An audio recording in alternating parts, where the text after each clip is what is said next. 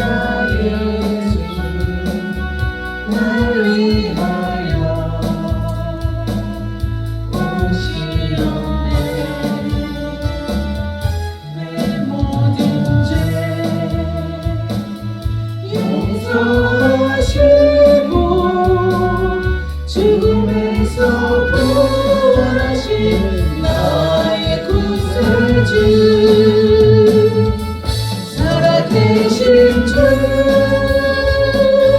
나의 잠들 소망 걱정 계신 전혀 없네. 사랑의 주님 갈 길 인도하니 내 모든 삶의 길도 늘 충만하네.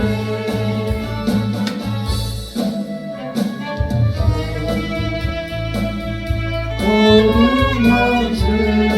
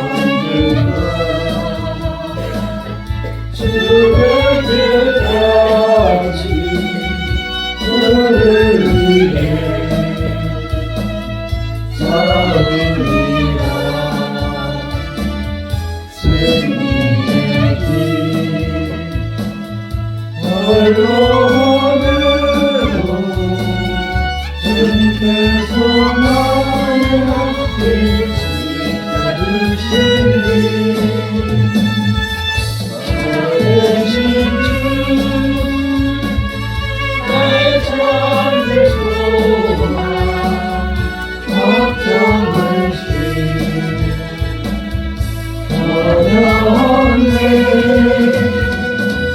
사랑의 주님 갈 길 인도하니 내 모든 삶의 기쁨 늘 충만하네.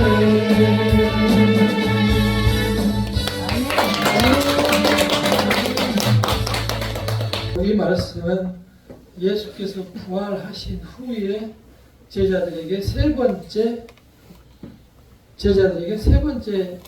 사람으로 나타나서 하신 말씀이에요. 그러니까 지금까지 없었던 그 부활된 육신으로 나중에 우리가 입을 그 부활의 육신으로 제자들에게 와서 이야기를 나누는 겁니다. 주님의 그 놀라운 변화를 보고 제자들은 참으로 정체성이 흔들리고 도대체 이게 무슨 일일까? 매우 또 한번 놀라지 않을 수가 없었습니다. 지금까지 많은 기적을 3년 동안 보았습니다. 떡 5개와 물고기 2마리로 5,000명을 먹이는 일을 보았고, 또 나병 환자들을 치료하는 것을, 중풍병자를 치료하는 것을 옆에서 직접 보았습니다. 말 못하는 사람들이 말을 하고 못 걷는 자가 걷는 것을 제자들은 옆에서 보았습니다. 그 중에서 특히 베드로는 큰 사랑을 받았고 또 많은 대화를 나눴습니다. 예수님께서 제자들에게 너희들은 나를 누구라고 하느냐라고 물으니 베드로가 대답했습니다. 주는 그리스도시요 살아계신 하나님의 아들이십니다. 이렇게 대답을 했을 때 예수께서 그에게 약속을 해 주셨습니다. 내가 이 반석 위에 내 교회를 세우리니 음부의 권세가 이기지 못하리라. 이 반석 위에, 튼튼한 반석 위에 하나님의 교회를, 예수님의 교회를 세우리니 음부의 권세, 죽음의 권세가 이기지 못하리라. 이러한 약속을 주셨습니다. 우리는 흔히 베드로가 혈기가 왕성하다, 또는 너무 자신만만하다, 그래서 실수가 많다, 이렇게 평가를 하는데, 오늘 과연 그러한 사람인지 또 우리는 어느 정도인지 생각해 보도록 하겠습니다. 그 정말 수제자라고 하는 혈기왕성하고 자신만만했던 그 결단력이 강했던 베드로는 마지막 순간에 예수님을 3번 부인했습니다. 예수님을 부인할 때 나는 모른다, 정말 나는 맹세코 모른다, 그리고 저주하며 모른다라고 부인했습니다. 그 혈기왕성했던 자신만만했던 베드로는 왜 그렇게 예수님을 배신하고 모른다고 거부했을까요? 그리고 그는 이 다시 부활하신 예수님을 만나고 나서 또한 완전히 새 사람이 되어 남은 인생을 일부러 자기의 목숨을 바쳐서 살아가고 바쳐서 마감을 하는 것을 볼 수가 있습니다. 오늘 그 속에서 함께 부활의 날에 은혜를 나누고자 합니다. 우리는 먼저 주께서 가시는 길을 한번 돌아보도록 하겠습니다. 일주일 전에, 부활하시기 일주일 전에 예루살렘에 입성할 때, 예루살렘에 들어갈 때 수많은 사람들이 양쪽에서 손을 흔들고 승리의 나뭇가지를 흔들었습니다. 많은 사람들이 옷을 길 위에 깔아주고 가는 길을 편히 가도록 왕으로 모셨습니다. 많은 사람들이 환호 속에 호산나 호산나 왕이여 오시옵소서, 왕이여 우리를 구원하소서 외쳤습니다. 그러나 딱 일주일 만에 그 호산나 하던, 우리를 구원하소서 하던 그 입술로 또 다시 예수님에게 저주의 욕설을 퍼붓습니다. 저 사람을 십자가에 못 박으소서, 저 사람을 십자가에 못 박으소서. 수많은 백성들과 교회 장로들과 대제사장들이 예수님을 십자가에 못 박히라, 그리고 그 피를 우리들과 우리 자손들에게 다 돌리라, 이렇게 말합니다. 얼마나 사람들이 위험하고 잔인한 존재인가를 보여주는 것입니다. 그 속에서 예수님은 온갖 고통을 다 겪으셨습니다. 사람들이 예수님을 잡아다가 처음에 몇 번의 이 회초리로 치고 그 다음에 가시로 만든 관을 씌워서 확 눌렀으니까 피가 쏟아지고, 거기를 또 의자에 앉혀놓고 빨간 왕이 입는 천으로 두르고 마치 왕처럼 만들어 놓고 그 앞에 무릎을 꿇고 앉아서 유대인의 왕이여 평안하소요 하면서 정반대의 상황으로 조롱하고 희롱하고 침을 먹고 빵을 때리고 그렇게 예수를 욕했습니다. 굳이 그렇게까지 할 필요가 없는데도 사람들은 인간이 할 수 없는 가장 잔인한 모습으로 예수님을 보냈습니다. 우리는 그러한 인간의 속을 들여다볼 수 있어야 합니다. 사람이 가장 무서운 것은 죽음을 앞에 둔 사람을 희롱하고 조롱하는 것입니다. 차라리 그 자리를 피했으면 피하지, 그 사람에게 앞에서 웃고 조롱하고 하는 것이 인간의 아주 잔혹한 마음입니다.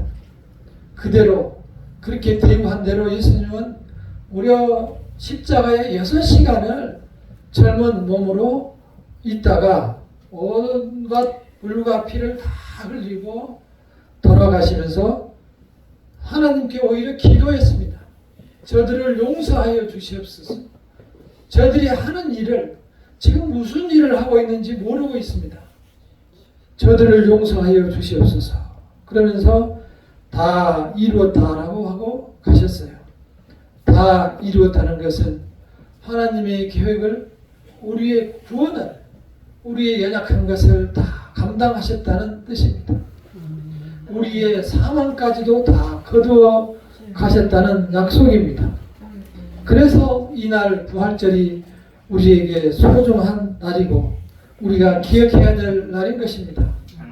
부활의 축복이 성도님들께 함께 하시기를 간절히 소원합니다. 근심, 걱정을 다 주께 맡기고 새롭게 태어나는 시간이 되시기를 바랍니다.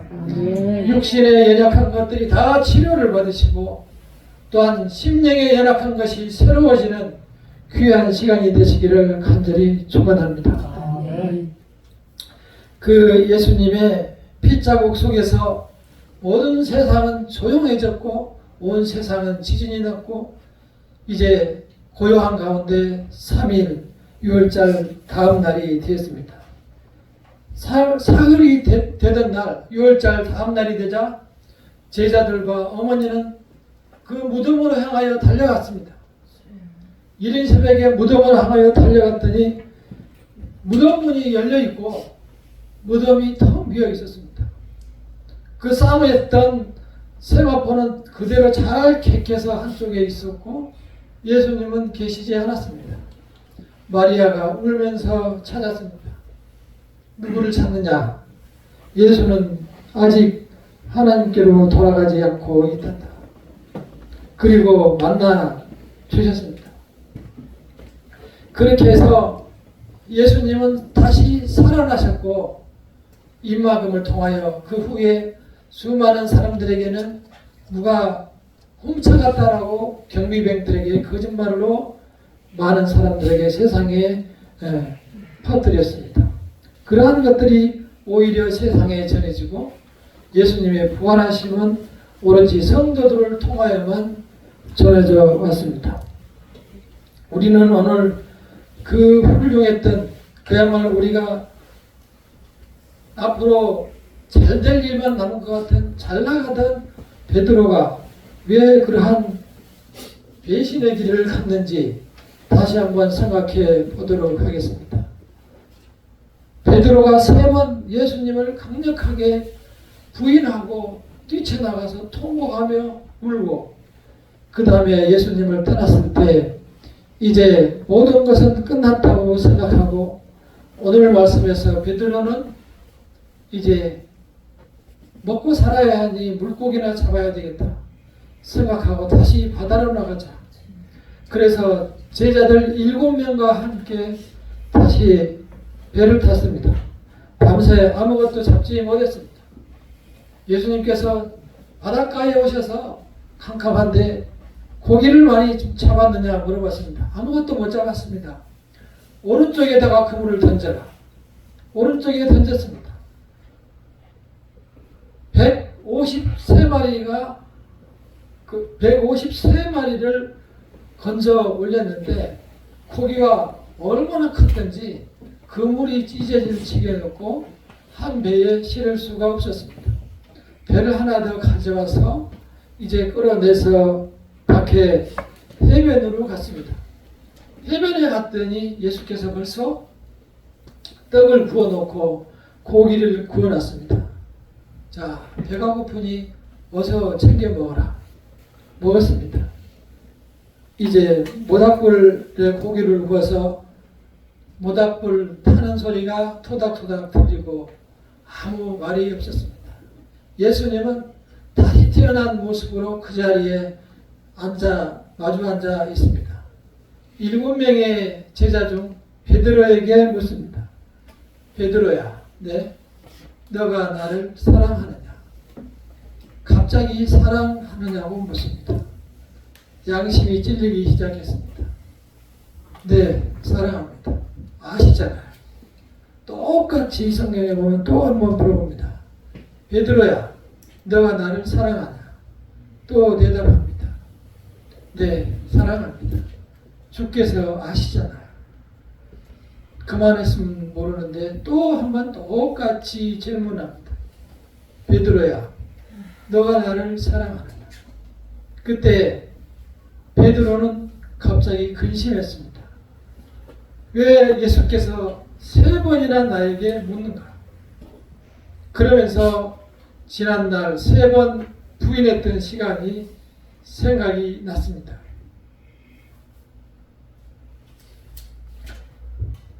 자신의 결심으로는, 인간의 능력으로는 그 약속을 지킬 수 없다는 것을 깨닫는 순간이었습니다.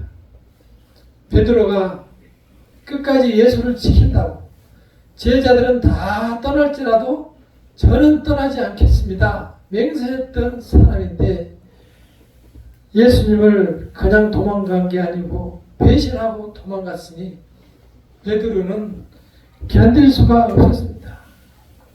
근심이 됐습니다. 그래서 주께서 아시잖아요 하면서 이제 나를 따르라고 하니까 예수님께서 따르라고 하니 알았습니다 하고, 그때부터 하나님의 양들을 찾아서 떠납니다. 사람들은 자기 자신의 연약함을 알지 못하면 결코 하나님의 사람으로 거듭날 수 없습니다.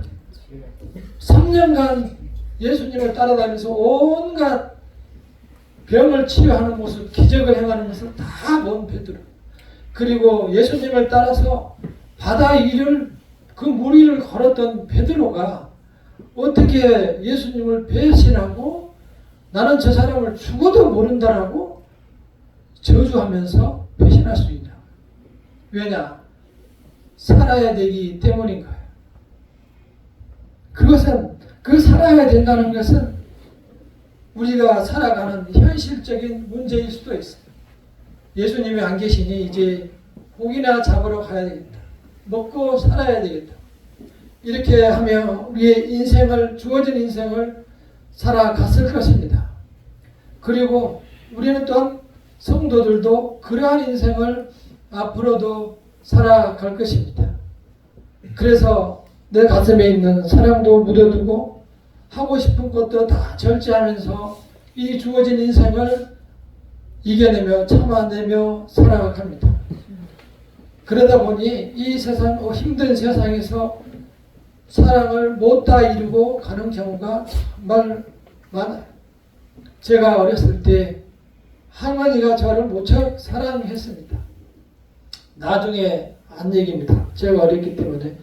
저희로 형이 둘이고 누나가 둘이었으니 누나가 셋이었기 때문에 저까지 딸을 낳았으면 4명째 딸을 낳아서 우리 어머니는 할머니한테 죽을 뻔한 상황이었는데, 다행히 4번째 아들인 저를 낳아가지고 할머니가 저를 굉장히 사랑했었고, 저는 할머니 방에서 많이 살았습니다. 할머니 속에서 자랐습니다.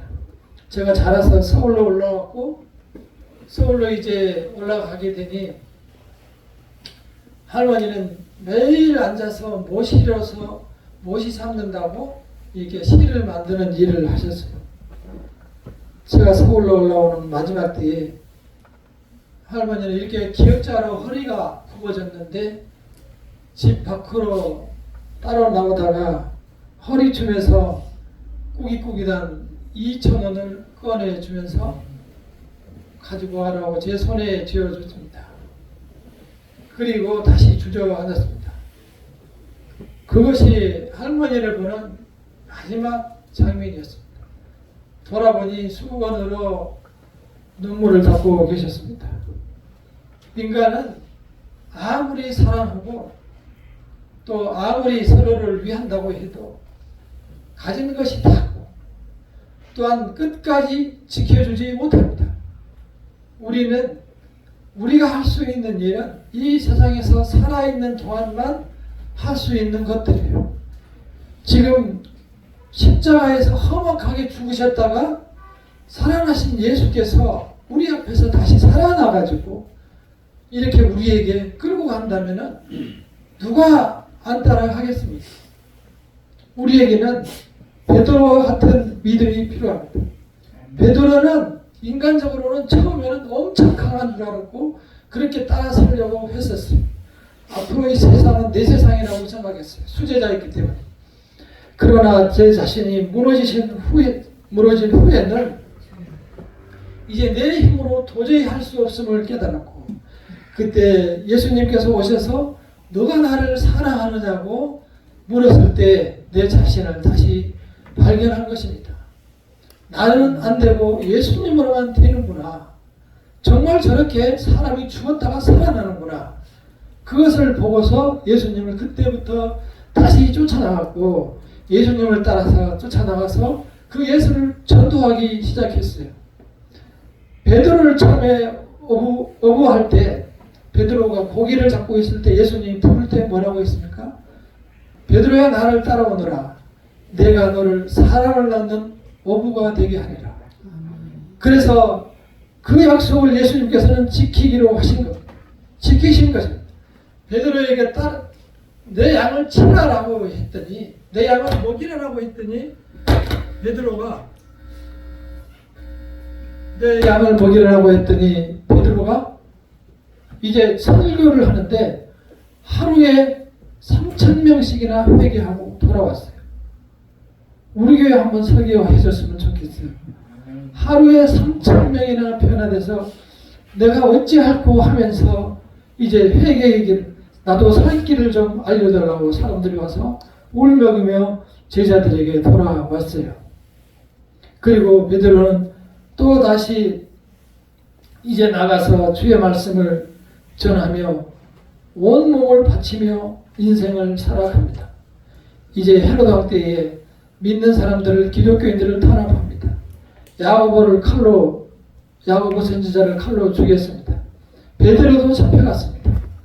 베드로는 잡혀가서 이제 때마침 무교절이라서 유월절 끝나고 죽여야 되겠다 싶어서 사람들이 베드로를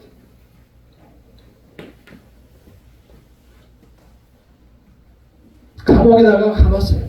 감옥에다가 가두었습니다. 감옥은 3중문으로 되어 있었고, 그 한 사람을 지키려고 4명씩 3개조로 나누어서 베드로를 지켰어요. 그리고 잘 때는 옆에서 2명이 아예 쇠사슬로 양쪽에서 묶어가지고 3명이 같이 묶어놨어요. 도망을 못 가게.